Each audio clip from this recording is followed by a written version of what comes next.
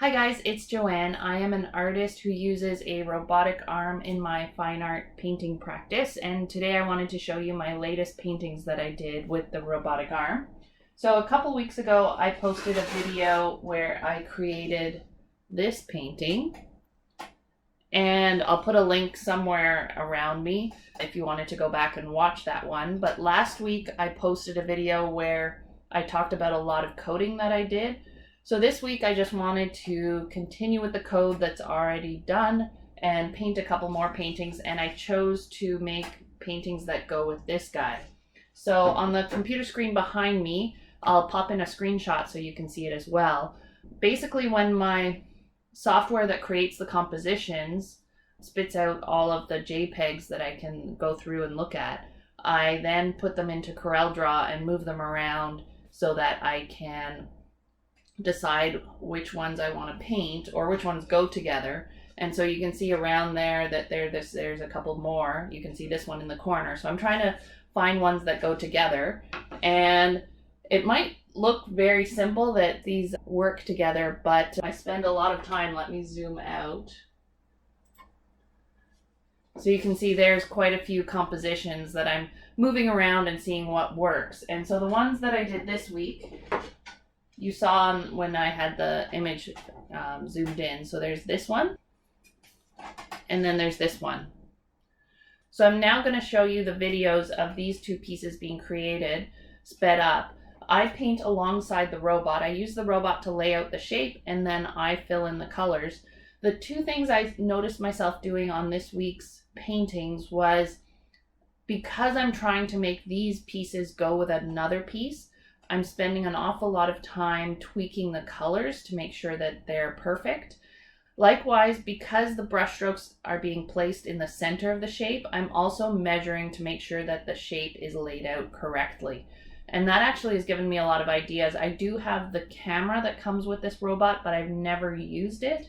And one of my ideas is perhaps if I could get the robot to take a photo of what it's done so far and lay it somehow with a version of the painting. Maybe it's just an outline, and show me where I need to fix it. That way I don't have to bring a ruler out. But I didn't want to go that far this week because I have put in quite a bit of coding recently. I just really wanted to focus on what the robot's doing right now and enjoy that and not be talking about all the mistakes that it's making. Because if you remember from last week, we have a new bracket for the paintbrush. We changed the table that I'm painting on. So there was a lot of tweaking. And so it's really nice just to go and sit down, spend more time on the curation as opposed to on the code. So I'm really excited to share with you these two pieces. Let me show you one more time. And those are the two paintings that you'll see painted this week.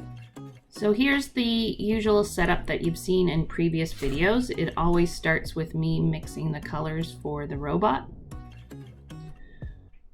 Every painting has up to 10 colors, and I know what they're going to be ahead of time, so I mix them.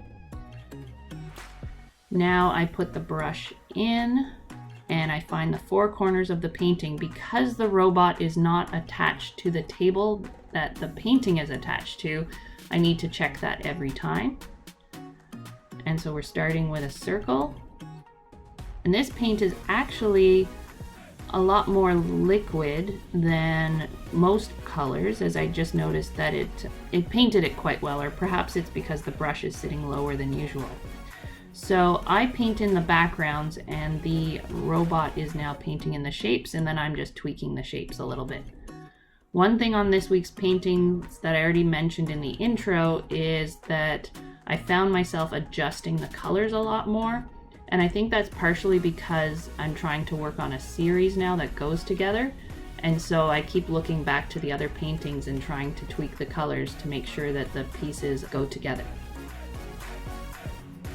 So I think 3 times I correct this greenish color in the background, because right now it is too dark. When I go to paint the darkest color, I notice that it's almost the same as the background. So there I put the painting I'm trying to match beside, because I'm looking if that orange is correct, and you'll watch me paint in that orange a few times as well. So now that's the third coat of green paint in the background because I'm really trying to make everything match. And there's that darkest blue.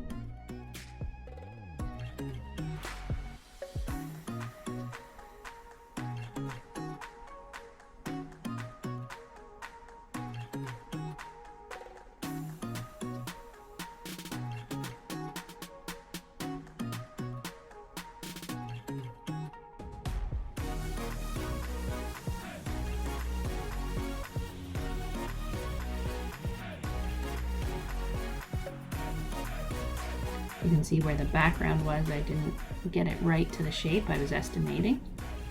And now this is the final shape, is the circle in the middle. And I like this composition because it did have that white circle that's also in the other piece. So even though they have fairly different colors other than the orange, they both have that white circle which ties them together.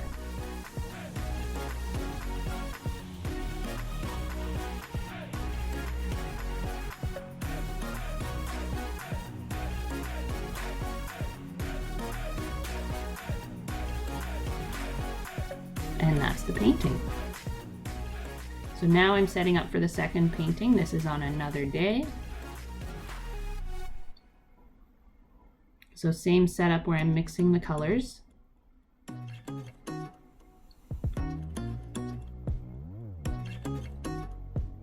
Now I turn on the robot. I put in the paintbrush, go to all four corners, and based on those four corners is where I then tape the painting to the table.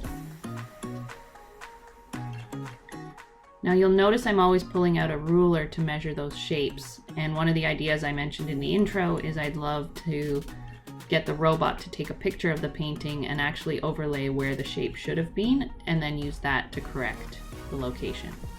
And a lot of these ideas I get while I'm painting, and so I write them in my notebook sitting beside me.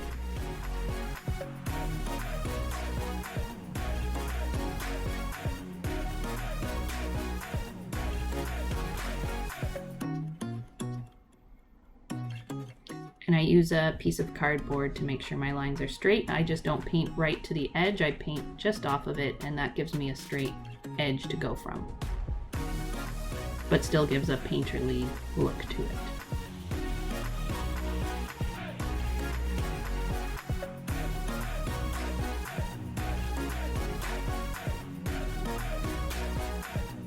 So now I'm starting to paint in the background.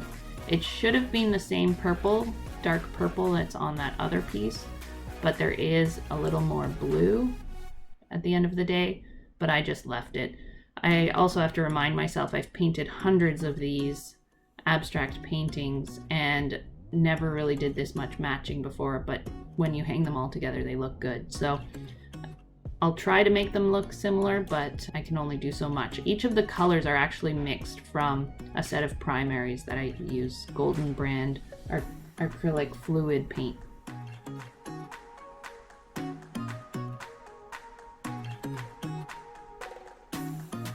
Again, I'm using the cardboard as a ruler. I'm measuring the circles to make sure it's the same shape.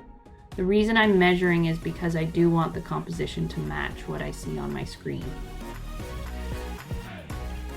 And if I can use the robot and a vision system to correct the shapes, then potentially I could in the future get the robot to make the corrections rather than me by hand.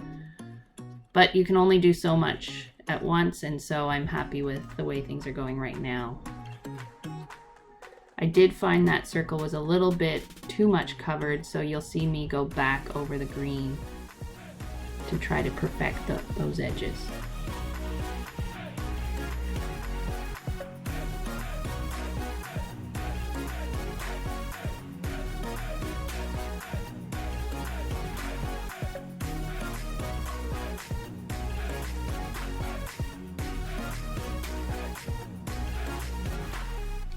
Thank you so much for watching. If you have any questions or comments, put them below. I'll try to answer them next week. I really appreciate you keeping up with the paintings that I'm working on. It's progressing a lot faster when I'm trying to be accountable to you guys and posting what I'm up to on each painting. So thanks again. Bye now.